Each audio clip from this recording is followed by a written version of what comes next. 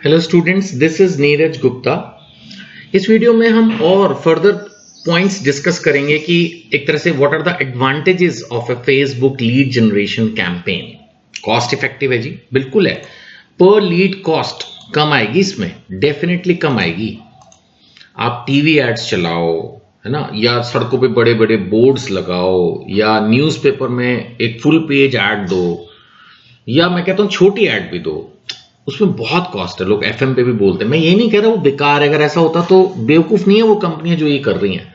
But एक तो हर बंदा ना उतनी हाई कॉस्ट अफोर्ड नहीं कर सकता, और दूसरा हर बंदे को उतनी जरूरत भी नहीं होती।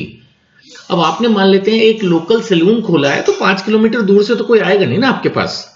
तो फायदा क्या है टेलीविजन में या अखबार में ऐड देने की? आपको अपने मोहल्ले में ऐड चलानी है ना, हद से 2 किलोमीटर 5 किलोमीटर वो पॉसिबल ही नहीं है। न्यूज़पेपर में ऐड छपेगी तो वो पूरे शहर में ही जाएगी, फिर क्या फायदा होगा?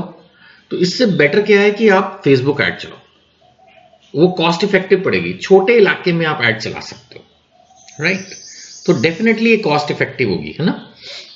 सो लोअर कॉस्ट पर एक्विजिशन, यानी कि क्लाइंट जनरेट करने की जो कॉस्ट है वो इसमें पर एक्विजिशन, पर क्लाइंट जो कॉस्ट आएगी। जैसे माना आपने एक प्रोडक्ट बेच के 5,000 रुपए कमाए, तो कुछ खर्चा भी तो किया होगा ना एडवर्टाइजिंग पे।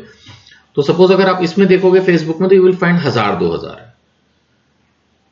आप बोलोगे कि सर फिर तो सबको यही करना चाहिए। हाँ भाई हाँ, तभी तो ये डिजिटल मार्केटिंग का कोर्स इंपॉर्टेंट है, ये लीड जनरेशन का प्रोसेस सीखना इंपॉर्टेंट है। आज की तारीख में हर specially small and medium enterprises तो फेसबुक पर ही ऐड कर रही है।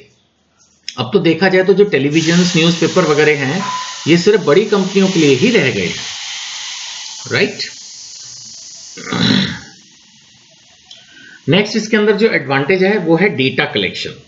अब डेटा जब आप एक बार ऐड करते हो तो आपके पास डेटा आ जाता है। हो सकता है वो कस्टमर आज तुरंत प्रॉपर्टी, मतलब कोई भी आपका प्रोडक्ट ना ले। स्पेशली अगर मेरे दिमाग में एग्जांपल आ रहा है रियल एस्टेट। रियल एस्टेट में क्या होता है, लोगों को घर खरीदना होता है। घर खरीदने के लिए वो 100 चीजें 1000 चीजें सोचते हैं, और उनको सोचना भी चाहिए। अब ऐसे में जो सबसे बड़ा इंपॉर्टेंट पॉइंट है वो ये है कि भाई हम क्या करें ऐसा जिससे हमें अच्छा घर मिल जाए। तो अब वो क्या करते हैं कि डिफरेंट जो फेसबुक पे एड्स चल रहे होते हैं, मान लेते हैं उन पे अपना डेटा दे देते हैं। वहां से उनके पास कॉल्स, काउंसलर्स की, सेल्स टीम की आनी शुरू हो जाती है।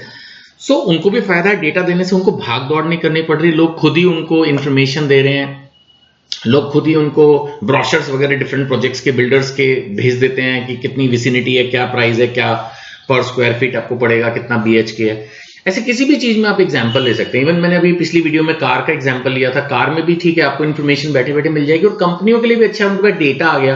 कई बार बंदे ने कार के लिए इंक्वायर किया, तुरंत नहीं भी लेनी होती उसको, इट्स ओके, उसके पीछे पड़ने की जरूरत नहीं है इतना।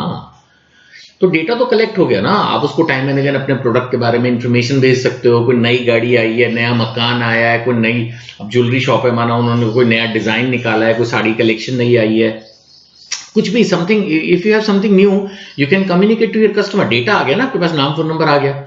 अब थोड़ा बहुत तो चलता ही है ना, स्पेशली इंडिया में। वैसे तो काफी हद तक कमर्शियल कम्युनिकेशंस इलीगल हैं, लेकिन थोड़ा बहुत अगर चैटिंग वेटिंग चल रही थी क्लाइंट से पीछे की, तो आप उसको व्हाट्सएप डाल सकते हो कुछ। और कई बार तो ये भी होता है कि क्लाइंट ने भी आपका नंबर सेव किया, आपने सिंपल स्टेटस ही लगाया, उसने खुद ही देख लिया, आपको कुछ करना ही नहीं पड़ा।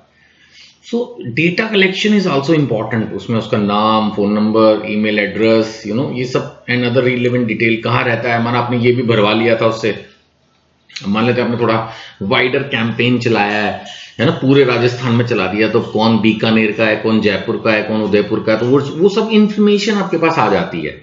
एंड अकॉर्डिंगली आप उस लीड को नर्चर कर सकते हो। नर्चर करने का मतलब है कि पहले वो एक सिंपल लीड होगी, वार्म लीड, फिर उसको समझा के हॉट लीड, फिर उसको विजिट करवाओगे, फिर कन्वर्ट करोगे। एक्चुअली बिजनेस इतना आसान तो होता नहीं आमतौर पर, है ना। पकोड़े की दुकान सही है, खोल लो, फटाक से बिक जाता है, लेकिन अदरवाइज जो भी ट्रेडिशनल प्रॉपर बिजनेस है उनमें टाइम लगता है आजकल ना। कस्टमर के पास चॉइसेस बहुत हैं, शॉप से लूं कि मैं ऑनलाइन ले लूं, सो मेनी थिंग्स।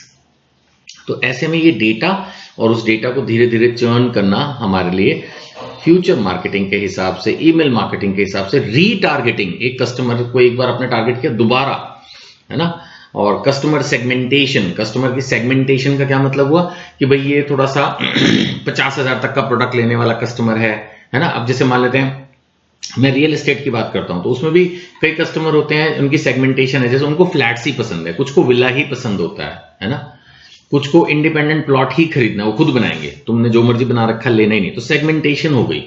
तो वो आप फेसबुक एड्स के थ्रू जो डेटा जनरेट हो रहा है उसको इस तरह से जो है सेगमेंटेशन में भी डिवाइड कर सकते हो, और उससे फिर आपको डेफिनेटली फायदा होगा। या आप इस तरह की सेगमेंटेशन भी कर सकते हो कि ये सैलरीड एम्प्लॉई है, ये बिजनेसमैन है, जेंडर वाइज भी कर सकते हो, ये लेडीज ने अप्लाई किया, ये जेंट्स ने अप्लाई किया, एज वाइज सेगमेंटेशन कर सकते हो, young generation, middle generation, older generation. तो all those things are very much possible in Facebook leads, क्योंकि आप जैसे डेटा भरवाओगे वो वैसा भर देगा उस वक्त, तो जब मूड में है ही तो आपका फॉर्म बहुत ध्यान से बना हुआ होना चाहिए। वो फॉर्म भी बनाना हम सिखाएंगे आपको, वो फॉर्म ध्यान से बनाओ, क्वेश्चंस ऐड करो, बढ़िया से डेटा आता है आपके पास, फिर उसको संभाल के रखो एंड उसको प्रॉपरली केयरफुली यूज करो, फायदा होगा। ठीक है ना। चलो इस वीडियो में इतना ही, इसको कोशिश करके नेक्स्ट वीडियो में कंक्लूड करते हैं। Thank you.